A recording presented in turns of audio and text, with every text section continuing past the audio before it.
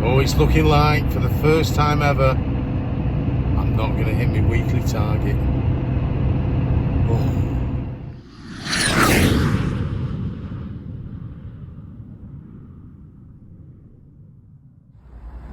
Well, that's another delivery done.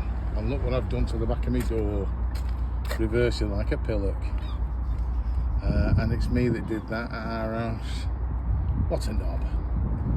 But more interestingly, look. There's a ship. And what I've just dropped off is going on that ship apparently. And that behind it, on the other side of the water there, is Middlesbrough's football ground. Bit of geography for you, just to make the video a bit more interesting. Right, back to the northwest. Let's see if I can find something back. Well, from that little clip, you'll see that I've just left Middlesbrough. I'm in fact now on the A19 and I'm parked up maybe about half an hour towards Borough Bridge, and nothing coming out the old feed at the moment. I thought, well, I'll pull over now and I'll record this video quickly, which will save me doing it over the weekend, won't it?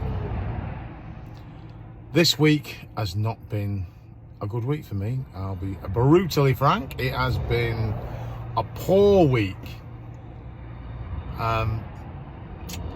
Monday was good.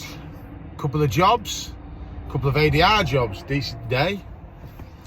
Tuesday is what really has caused my week to go. If Tuesday was all right, this week would have been good. But essentially, I lost out on an ADR job in the morning because I had a puncture. Well, a flat tire. It wasn't a puncture. It turned out to be a faulty valve. I then did an ADR job at lunchtime, which took me to Derby. And I got a return from Derby to Manchester Airport.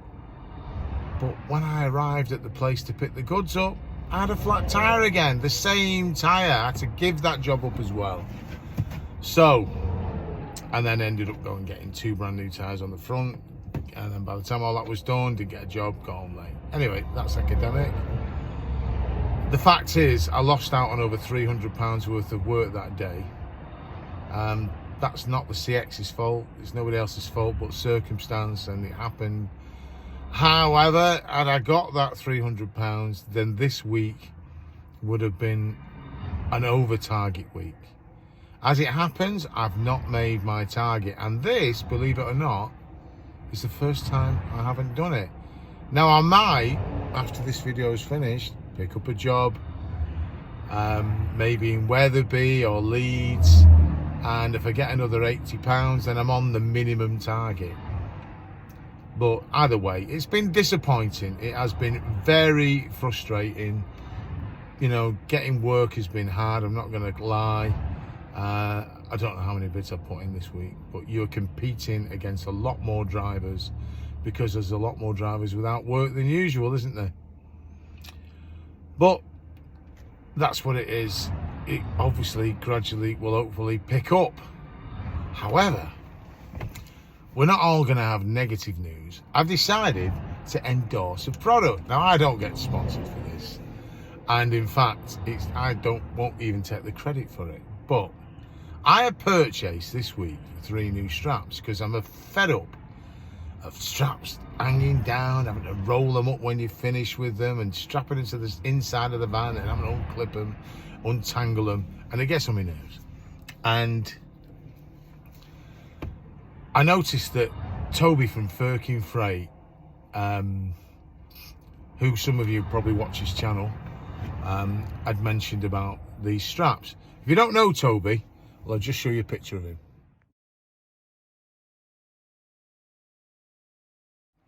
There you go, handsome devil, isn't he? Fancies himself a bit though, it's got to be said. But he is a font of all knowledge. And he recommended these straps. And you know what? They're brilliant. They're retractable.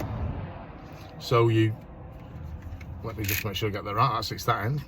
You pull it out, then you ratchet it up, and then when you're finished with the strap, you release it by pushing it down and then just pressing that button, and it all just folds away nice and neat. and then you can just hang it in your van and it's all nice and tidy. I think these are good for 500 kilos. So put a couple on one pallet, you're good to go. I bought 3, and I'll tell you what they cost me. I bought them from Ratchet Straps UK, and including postage, I got them the next day. It's £38.60, including that. Now, I don't think that's too bad. I think these are very good, and I would recommend them. I'm sure there's lots of out there saying, yeah, we've had them for years. What are you on about, lad?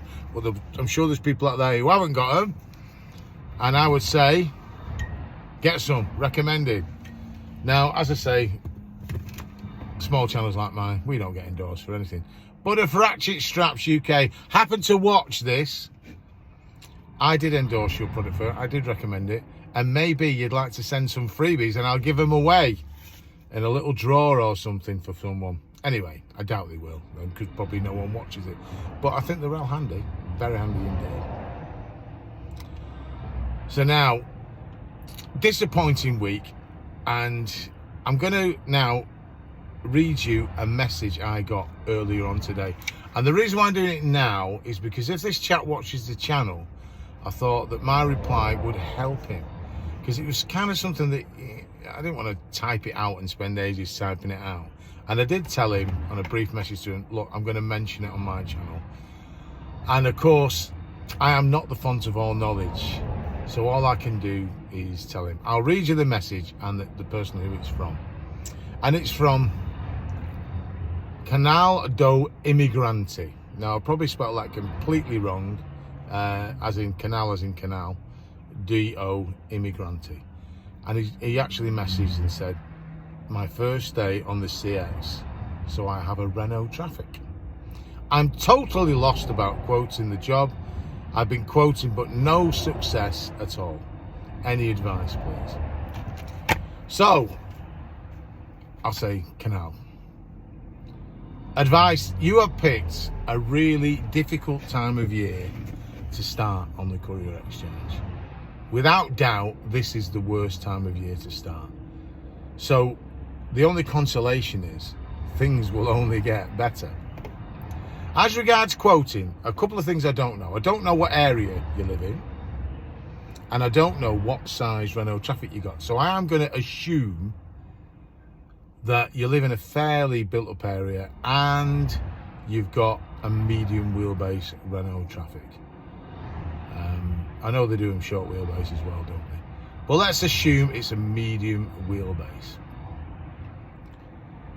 Now, when you're putting your quotes in, obviously the jobs are coming up and you'll look at jobs that you want to bid on. My advice to someone who has just started is to go against my grain and bid a little bit lower. And the reason for that is you haven't got any feedback. Nobody knows you. So you need to attract their attention by having an attractive bid. Not so low that you're going to do yourself out of money, but what you want to do is to build up a name, and you want to build up your feedback, because the feedback is a bit like your currency on the CX.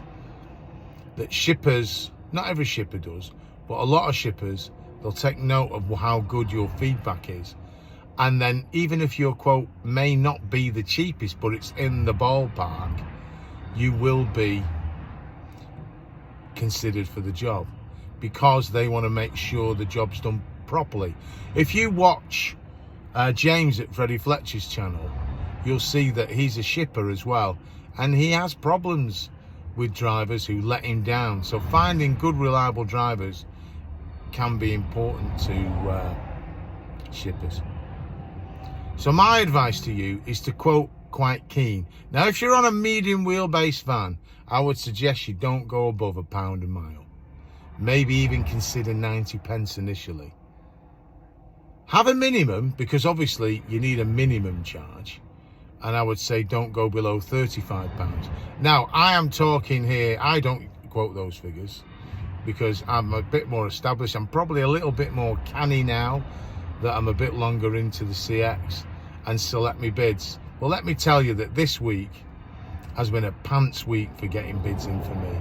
You know, I have been like a trawler, man, throwing out a big net, throwing out loads of quotes, and then obviously pulling the net back in and getting a little herring, nothing tasty, not a big piece of cod. It's been difficult, and I've had to quote keenly, unless I look at the destination. If it's an unattractive destination, then I'll quote higher, thinking no one else will probably fancy that, and I'll get away with a higher bid. But my advice to you, sir, is quote keen, not so low that you get dismissed as a chancer who's going to do co-loading, but keen.